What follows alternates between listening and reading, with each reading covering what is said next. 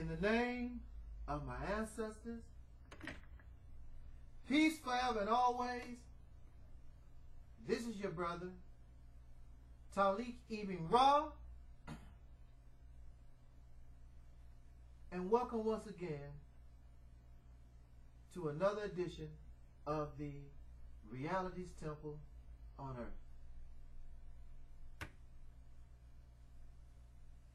What brings me to this subject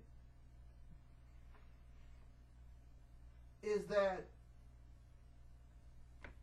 here in the St. Louis area, and perhaps this is something that occurs all over this nation, but as one who in an automobile drives up and down the streets and the highways of St. Louis, Missouri,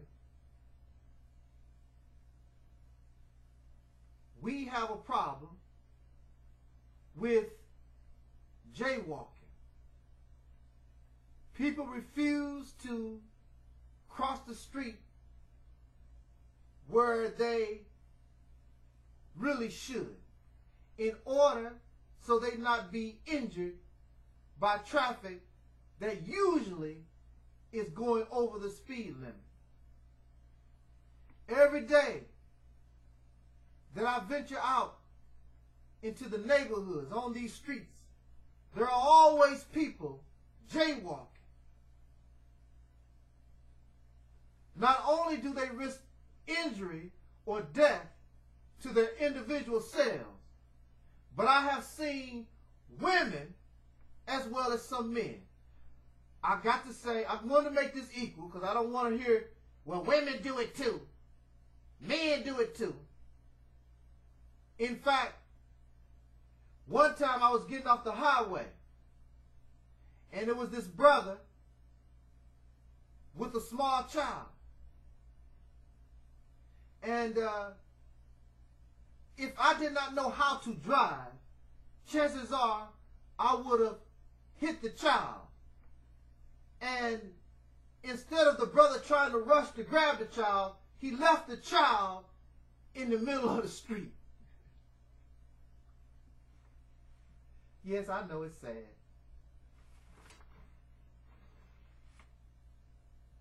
But we have a problem with people and this jaywalking, endangering their lives and the lives of children, because the children are following behind or being enticed to follow behind this adult who apparently does not care about their own lives, willing to risk the lives of the babies that they claim that they love.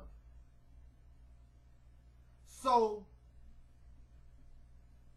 about a day, in fact it was not, I don't even think it was a day, but upon my return from visiting Brother Derek in Atlanta,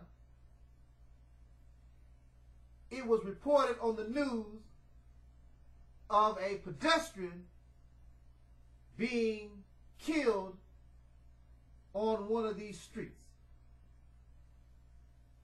I had talked about it. In fact, I believe I did talk to Brother Derek about this problem in St. Louis, about this jaywalking.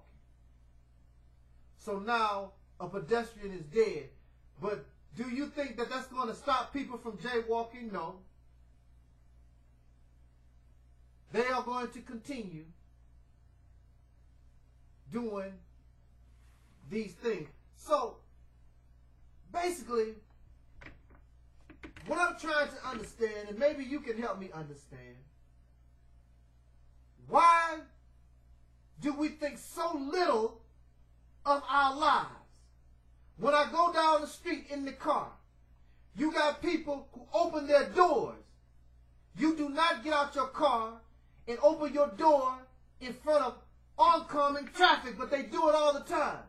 Not only will your door get knocked off, but you can get killed. Just like the pedestrian that just got killed this week, jaywalking. We seem like we are programmed for self-destruction. We have only one life, and we don't want to take care of it. We don't give a damn. Why is this? It seems as though we have become programmed for death. We will buy a $100,000 car, $100,000 car, but then when it comes to feeding our bodies, we'll go out and try to find the cheapest food that we can. What sense do that make?